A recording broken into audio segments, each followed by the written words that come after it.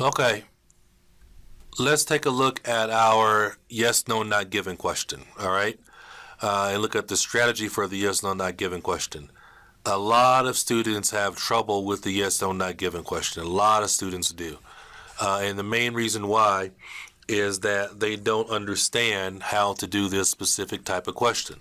They don't have a good understanding of how to recognize when it's yes, when it's no, when it's not given. A lot of students base this question on their opinion. And it's not really based on how you feel or your opinion when you're doing a yes, no, not given question.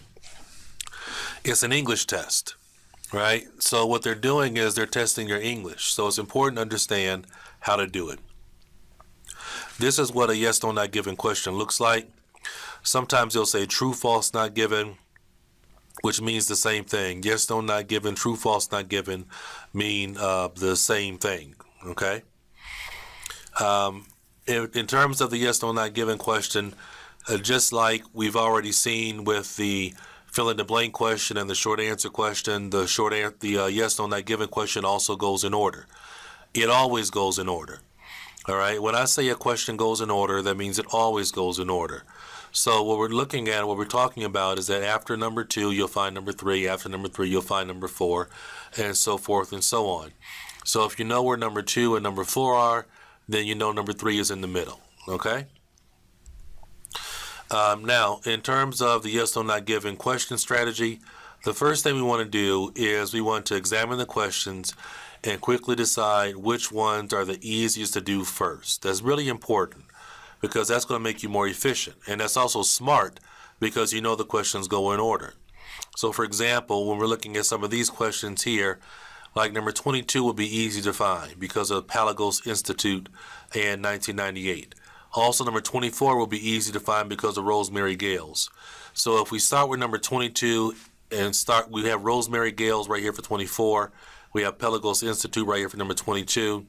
Let's pretend as if 23 was just a basic question and didn't have Greece in it. If we know where 22 is and we know where 24 is, then we know number 23 is in the middle. All right? And we know that 25 and 26 are after 24. So it helps you in terms of lining up your questions. After you've discovered the order that you're going to use in terms of which ones are easiest to do first, you want to look at the question and then choose the keywords from the question. As you already know, these keywords are going to be your primary subject, object, and your verb. Pay attention to the names and dates and the other proper nouns. You want to take the easiest question first. Scan for the question keywords in the passage, right? And always keep in mind that you may have to be scanning for synonym language. Unless, of course, you have somebody's name or something like that, then you're not going to have to do that. And then the next step is that we have to be able to compare the two sentences. That's what you have to do. Compare the two sentences. There used to be a step 4, but we took that out. It was irrelevant. We have to compare the two sentences. That's what you're really doing with a yes, no, not given question. With a yes, no, not given question, what you're doing is you are comparing two sentences. That's what you're doing. Comparing two sentences. All right, so when we're talking about how to answer for a yes, no, not given question, it's very important to understand what are they testing? What are they asking you to do? You have to compare two sentences by looking at the subject, object, and what I call the limiting language. Limiting language means the adjective, adverbs, verbs. Extreme language means never, always, only, language like that. And what you're doing is you're comparing two sentences. You're comparing the language of two sentences, right? That's what you're doing here. That's what they're asking you to do because it's an English test. And this is a great way to test your English. Great way to test your English. Where you see where it says A, if the subject, object, and the limiting language are the same, then you will put true. So that means when you look at both sentences, when you compare both sentences, if the subject, object, and the limiting language are the same, they may use synonyms, but if they all have the same meaning, then you will put true. If the subject, object, or limiting language are different, changed, or opposite, then you will put false. Now, C, If the subject, object, or limiting language are missing, if they're missing, then you will put not given. Then you will put not given. If the subject, object, or limiting language are missing, you want to put not given. All right, that's how you recognize it. All right, the real initial test is, can you find the matching sentence quickly? That's the first thing, really. That's the first thing they really are testing, your scanning ability. IELTS reading comprehension is really about your ability to scan. In terms of the second most important thing is you have to recognize that you're comparing two sentences. And you're checking the subject, object, and the limiting language to determine if things are yes, no, or not given, or true, false, or not given. Some of the key points to understand, as I said earlier, this question is all about sentence comparison. Sentence comparison, the meaning of the sentence, not how you feel, not your opinion, the exact meaning of the words themselves, because it's an English test. Okay? Very important to understand. So, that's our basic strategy for doing a yes, no, not given question. The next thing we're going to do in the next lecture is I'm going to go through I'm going to go through it in terms of how to really answer a yes, no, not given question by giving you a lot of examples. And then after that, we're going to go through maybe 3 reading passages with the yes, no, not given question. So these next videos are really, really important to watch if you really want to understand and know how to do the yes, no, not given question for the IELTS exam. So I'll be talking to you very soon. All right, so let's look at this yes, no, not given answering strategy. And let's take a shot at it and see how to do it. So this is going to explain to you, how do you know when something is true, how do you know when something is false, and how do you recognize when something is not given. So what we've done here is we have a yes, no, not given question, and I have pulled from the passage the matching sentence for the question. And we're doing this so you can see that what you're doing with the yes, no, not given question is you're comparing two sentences. Now on the exam, this is not what they're doing. On the exam, they're not going to tell you the sentence that the question is coming from. You have to scan and find the sentence and then compare. But here, I'm putting the two things together so you can see the question and also see the sentence that's coming from the passage, and then see that you have to compare those two things together, okay? All right, so that's why we're doing it this way, all right? Now, if you want to try to do the questions along with me, what you need to do is you need to, when I say so, you need to stop the lecture, and you can try to answer it, and then afterwards you can listen to my answer and my explanation. So that's what we can do if you want to be able to go along with me. Okay. So here is question number 1. All right. So question number 1 says, Michael Faraday was the first person to recognize Perkins' ability as a student of chemistry. All right, so that is the question. And then the matching sentence from the passage. You will find this by scanning the passage. The matching sentence says, Perkins' talent and devotion to the study of the elements was first noticed by his teacher, Tom Watson. All right, so here we have the question. Right, that's our question. Okay, and then right here, this right here is sorry about that. This right here is the sentence that is from the passage itself. I pulled it for you. I pulled it from the passage and I put it together. So when we look at this, like I've told you, what we're looking at is we are comparing. We're comparing the question and we're comparing it to the sentence that's coming from the passage. And you have to look at it and say, well, is the subject the same? All right, is the subject the same? Are the nouns the same? Are the verbs the same? And is the limiting language the same? Adjectives and adverbs and so forth and so on. So let's look at these two sentences here. All right, so the question says Michael Faraday was the first person to recognize Perkins' ability as a student of chemistry.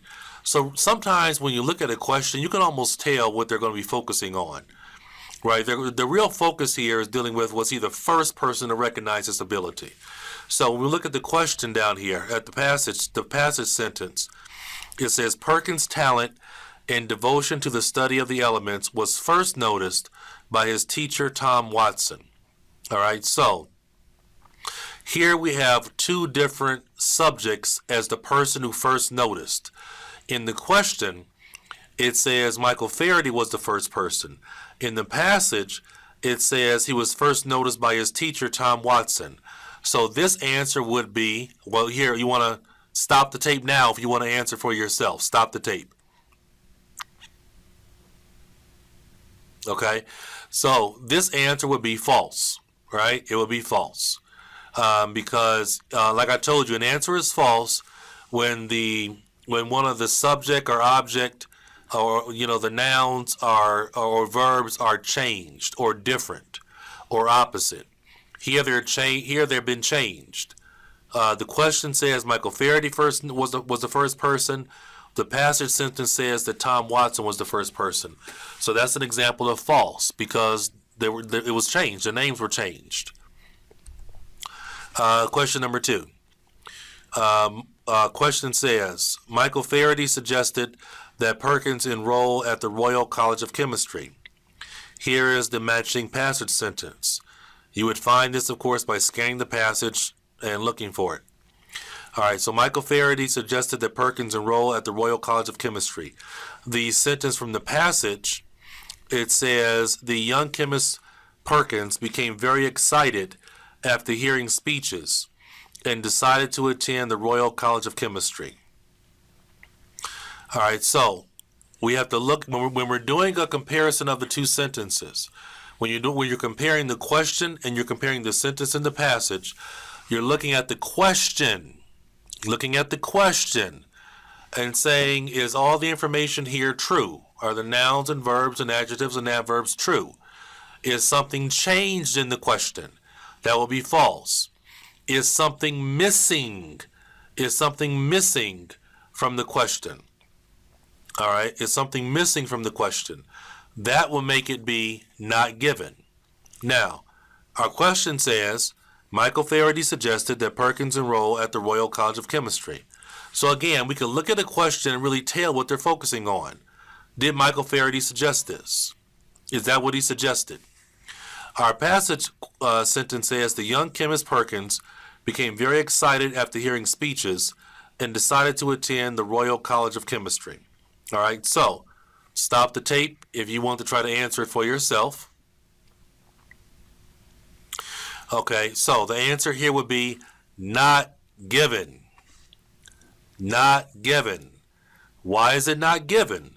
Because when we look at the sentence from the passage, we don't know if Michael Faraday suggested that he go or not. We don't know if somebody else suggested that we go. We don't know. It's not given. It doesn't tell us anything. Okay? It doesn't tell us anything.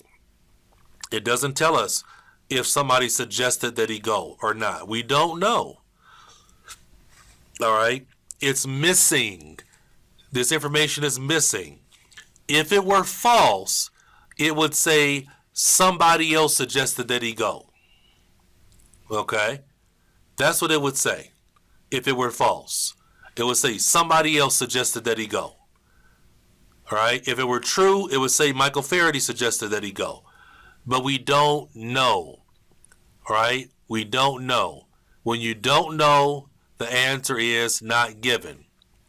If it's maybe, the answer is not given. True is always true. False is always false. Number 3. Perkins was still young when he made the discovery that made him rich and famous.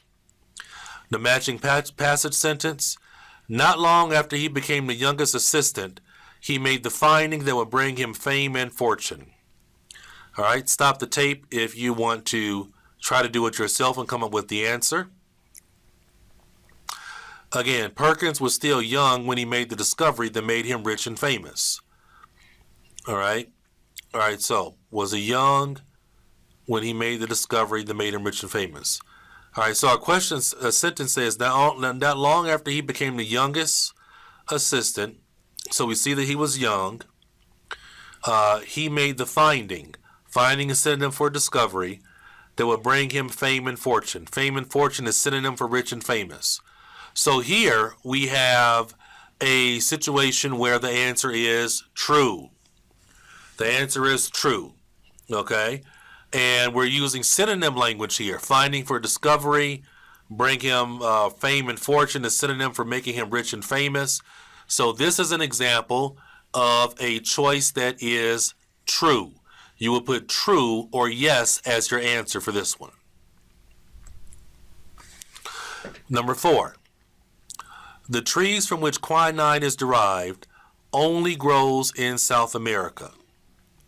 The trees from which quinine is derived only grows in South America. All right, the matching passage sentence, the drug quinine is taken from the bark of the chancoa tree, which is found in South America. All right, you should stop the tape if you want to answer it yourself. All right, so the trees from which quinine is derived only grows in South America. All right, the drug quinine is taken from the bark of the chancoa tree, which is found in South America. Now, we have to ask ourselves, do we have the tree here? Yes, we have the tree. We have a mention of a tree. All right, do we have quinine? Yeah, we have that. Do we have South America? Yes. All right, now, derived is synonym for found. However, we're missing something. We're missing something. In the passage sentence, it doesn't say that it only grows in South America. It says it's found in South America. So the word only is an example of extreme language. When you have extreme language missing from the passage, if it's not there, or there's no synonym of the extreme language, your answer is not given. We don't know. When we look at the passage sentence, we don't know if it is only found in South America. It says it's found in South America. When you look at the passage, maybe it is only in South America. Maybe it is. We don't know. Right? The passage sentence doesn't say it. It's missing. All right? Again, that's an example of not given. Okay? Are you getting it? Number 5. Perkins was inspired by the famous discoveries of the scientist Louis Pasteur. Because of Louis Pasteur's words, Perkins really decided what he wanted to be in life. All right. Do we have Perkins? Yep, we have that. All right. What you have to focus on here is, was he inspired by the discoveries of Louis Pasteur? All right. Our passage sentence says, because of Louis Pasteur's words, Perkins decided what he wanted to be in life. When it says he decided what he wanted to be in life, that's like saying he was inspired. Our question says he was inspired by the famous discoveries. Our passage says because of his words. So here is an example of false. False. Because it's been changed. We have something that's different. Changed or different means false. The question says inspired by discoveries. Here it says because of Louis Pasteur's words. Words are different than discoveries. All right? So, if one sentence says he was inspired by the discoveries, but the passage says that it was because of the man's words, then here we have an example of false. False, false, false. Are you getting it? False. Question 6. Marie Curie's husband was the joint winner of both of Marie's Nobel Prizes. All right, here we have our matching passage sentence. With her husband, Pierre Curie, and Henry Johnson, She won her first Nobel Prize in 1933, and then Marie was the sole winner of her 1935 Nobel Prize. All right, so our question again says, Marie Curie's husband was the joint winner of both of Marie's Nobel Prizes. So, what they probably are going to be focusing on here when we look at the question is, was he the joint winner of both? Right? Like I said, for most questions, you can really look and see what are they really going to focus on probably in deciding true, false, or not given. Right? You can almost always look at the question and be able to tell what are they going to focus on to determine true, false, not given. Right? So, joint winner of both.